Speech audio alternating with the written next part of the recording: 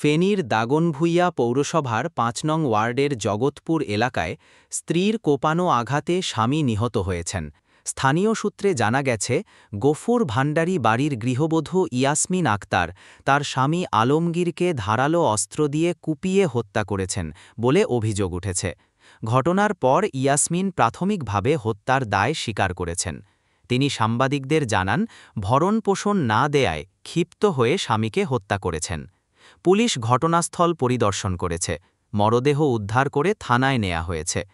এ ঘটনায় আইনগত ব্যবস্থা প্রক্রিয়াধীন বলে জানিয়েছেন দাগনভূঞা থানা ভারপ্রাপ্ত কর্মকর্তা ওয়াহিদ পারভেজ।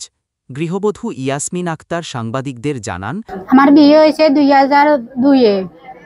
ইয়ার আগে আমি আর একটা বিয়ে করছে, আমরা জানি না, হরে আমি মানি নিছে যাক বিয়ে করছে, যত করছে বহিয়া আসিল না, বহিয়া বিদায় হয়ে গেছে, সারা দিছে। ইয়ার পরে আমার 2002-এ আমারে বিয়ে করছে। বিয়ে করবার পরে আমি এত বছর সংসার করছি।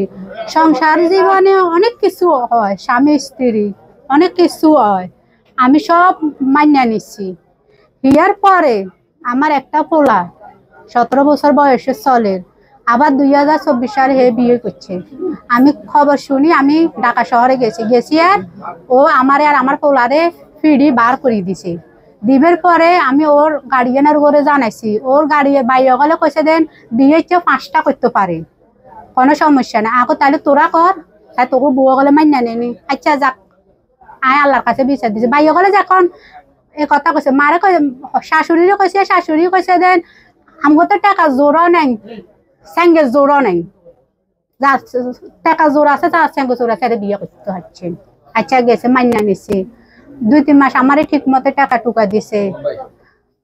আজকে 6-7 মাস আমারে টাকা টুকা দেন না, আমার আজকে 6-7 মাস টাকা টুকা দেন না। তো আমি যত খাইতে পারতেছি না, তো আমি ওই মহিলার খাবেলা দিমু কিনলে, আমি ওই মহিলার খাবেলা দিতাম না, শেষ। আমার যদি ফাঁসি যদি আমার ফাঁসি হয়ে যাবে, সমস্যা নেই, আমার কোনো সমস্যা নেই। হ্যাঁ আজকে হে আমার মারছে, মারবার পরে বাথরুমে গেছে, বাথরুমে গুড়ি হয়ে গেছে, গুড়ি পড়বার পরে আমি দাদি কোবাই। গৃহবধূ ইয়াসমিন আক্তারের ছেলে বলেন, আসার পর জানতে পারি আমার আব্বু আমার সাথে আগে থেকে দ্বন্দ্ব ছিল, মানে এটা বিয়ে করার পর থেকে আব্বু রোজারিতে আসছিল, আসার পরে মানে যে সময় আসতো এই সময় কথাবার্তা হতো, দেখা গেলে আব্বু আর ফোন দিত না, আমি ফোন দিয়ে আমি মাঝে মধ্যে কথাবার্তা বলতাম।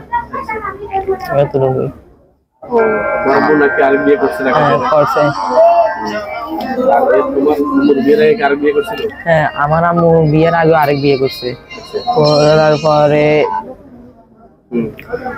পরে সেটাই মনে তোমায় দিয়ে এবারে আমার আম্মুরে করছে। আমার আম্মুরে করার পরে ধরেন আবার আরেকবার ঢাকাতে মানে হেঁটে আমরা আবার খবর পাইছি, হেঁটে আবার বিয়ে একটা করবো, মানে যখন আসলে আম্মু মানে ব্যাগে ছবি টবি খাইছে। প্রথমত পাওয়ার পর আমরা ঢাকা গেছি, ঢাকা যাওয়ার পরে আম্মু সেটা বেদালিটা সমাধা করতে, নাহলে সেটা মানে বিয়েটা করে ফেলতো, সেটাও সমাধা করতে, সমাধা করার পর আমরা আবার চলে আসি। আসার পরে আবার আরেকটা মানে সে হাজার মানে দিছে যে হালকা পাতলা, মানে ধরেন 1000-2 মানে মাসের ধরেন মিলেলে 3000। মৃত আলমগীরের মা জানান, তা জানি না, আমি ছিলাম দাগনভূঞা, বাইক কোন সময় আছে তাও জানি না। মা কথা বলছেন, আমরা আপনার কথা শুনবো। ওই দরজার মুখে থাকি আমার সালাম দিছে, একটু বালা সাথী এ কথা কইবার পর ঘরে গেছি যে আমার আরেক ফুট ছোড়া ফুটে দাগনভূঞা যাবে, ইয়ারে ডিএম কার্ড দিয়ে পুত্রলুকার কাছে ফোন গেছে, পুত্রলুকায় ফোন করছে, পরে ইয়ারে মার গিয়ে লাগছে, বিয়ে কর না করবো না, এবার কারে মার গিয়ে আছে, তখন মার গিয়ে আছে। এ কথা হলে আমি বারবার জিজ্ঞাসা কারে মার গিয়ে আছে, ফোনে ফোন দিচ্ছে, কোনো মিশাতে আর ঘুরে আর কথা কর না, তাই এবার ভাবছি তুই ওষুধ দুলা লইয়ে স্থানীয়রা সাংবাদিকদের জানান, শুনিয়ে হে বিয়ে করছে ঢাকাতে, বুঝছেন, হে বাড়ি ঘরে আইয়ে না, এই কারণে হে মানে হে খানা টানা দেয় না এই পর্যন্ত জানি, আর এই পর্যন্ত জানি। কালে রাত্রে আইসে, ছেলে বলো যে কি আর সকালে আর আম্মু ডাকি বাজারে পাঠাইছে, এসে কি আমরা কি হয়েছে আমি আর জানি না। ছেলে একটা ছেলেরে দোয়া দিছে, তুই যা কাজে যা গই যা, তো আর না করে কোনো তোর বাপে কালে রাত্রে মারিয়ে লেছেনি, কর না সকালে আর আব্বু নাস্তা আনি করছে, করে এটা কর, এই পর্যন্ত জানি। নারায়ণগঞ্জ নারায়ণগঞ্জ ড্রাইভিং করে বড় গাড়ি ড্রাইভিং তো ঘুমার অবস্থা আছিল তো প্লেন প্রোগ্রাম এর ওয়াইফের প্লেন প্রোগ্রাম আছে যে এর মারিয়া লাগে তো ওই ছেলে কাজ করে ওয়ার্কশপে ছেলে কাজ করে ছেলের ধুত যা কাজ যাগো মায়ারি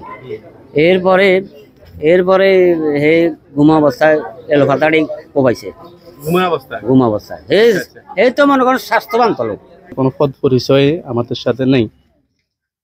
আমরা কোনো বাইয়ে টোটালি বাড়িতে নেই, উনিও বাড়িতে থাকেন না, বা উনি কোন সময় আসছে কোন সময় ঘটনা হয়েছে এটা আমরা অবগত না। আমরা খবর পাই, আমি থাকি আরেক জায়গায় ইয়মতি করি, ওইখান থেকে আসছি। তো আসলে উনি ভালো জানে, ওনার ওয়াইফে ওনাকে মারি ফেলছে, উনি ভালো জানে আসলে ওনাদের মধ্যে কি সমস্যাটা। এটা আপনারা ওনার থেকে জবানবন্দি লইলে হয়তো বা ভালো জানতে পারবেন, সাংবাদিকের মাধ্যমে বা প্রশাসনের মাধ্যমে। এটা উনি ভালো জানে। এ ঘটনায় আইনগত ব্যবস্থা প্রক্রিয়াধীন বলে জানিয়েছেন দাগনভূঞা থানা ভারপ্রাপ্ত কর্মকর্তা ওয়াহিদ পারভেজ।